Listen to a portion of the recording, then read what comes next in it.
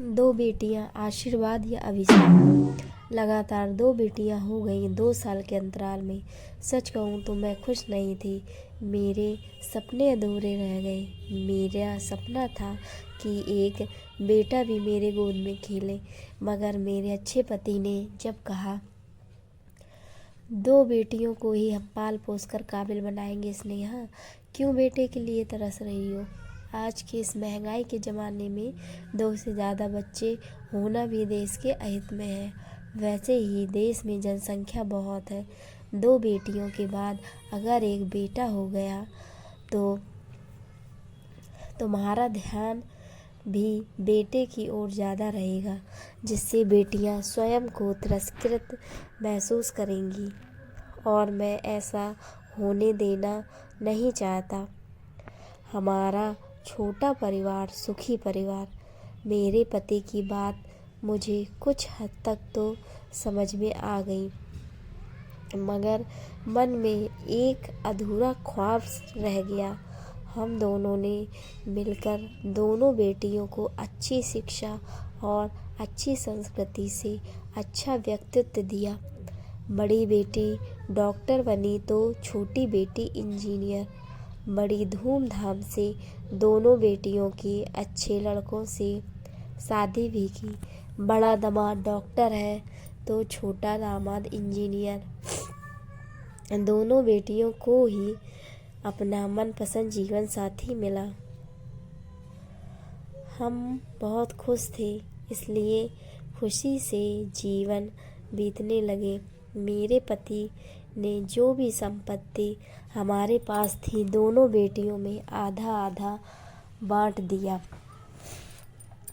जब बड़ी बेटी ने कहा कि हमें आपकी संपत्ति की ज़रूरत नहीं है पापा, आप अपनी संपत्ति अपने पास ही रखिएगा,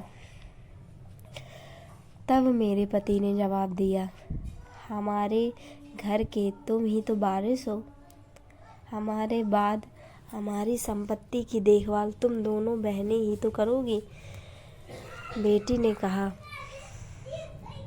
आप अभी कहीं नहीं जा रहे हैं पापा, कभी ना कभी तो हमें जाना ही पड़ेगा बेटा। हाँ, एक बात कहना चाहता हूँ, अगर मैं पहले चला गया तो तुम अपनी माँ का ध्यान रखना, और अगर मैं पहले चली गई तो। मैं बोल पड़ी थी, यह भी कोई कहने वाली बात है क्या?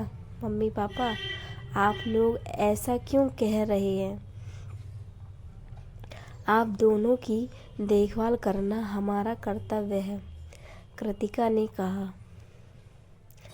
इसलिए कह रहा हूँ क्योंकि मेरे दोस्त ब्रजेश ने दोनों बेटे अमेरिका में जाकर बस गए। अब बुढ़ापे में उनका सहारा कोई नहीं रहा। जब 2 बेटे हुए थे तब ब्रजेश बहुत गर्वित था, यह सोचकर कि 2 वारिस पैदा हो गए। मुझे भी कहा था, एक बार और चांस ले लो अमूल्य, हो सकता है तीसरी बार कोई बेटा पैदा हो जाए। तुम्हारे बाद तुम्हारा कोई वारिस तो होगा। मैंने भी हंसकर कहा था, मेरी बेटियां ही वारिस बनेंगी। मुझे बेटा नहीं चाहिए, मेरे अच्छे पति ने कहा था। पापा के गुजर जाने के बाद बड़ी बेटी कृतिका ने उस जमीन पर अपने पापा के नाम से एक अस्पताल खोला।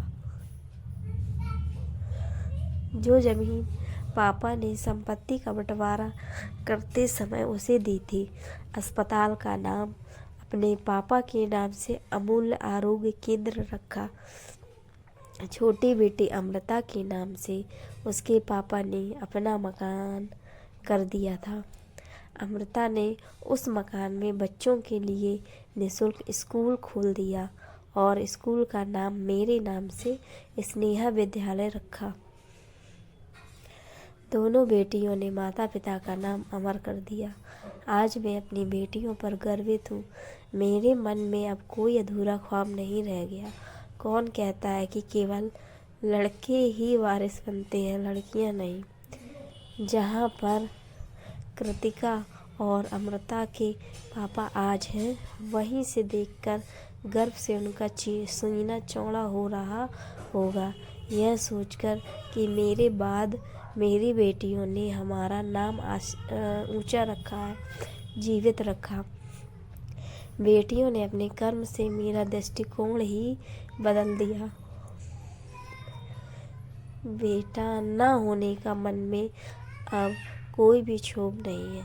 दोस्तों, आपको कैसी लगी ये स्टोरी हमें ज़रूर बताएं, और ऐसी स्टोरी सुनने के लिए इस चैनल को सब्सक्राइब करें और वीडियो में कमेंट्स करें। आपको ये वीडियो कैसा लगा हमें ज़रूर बताएं।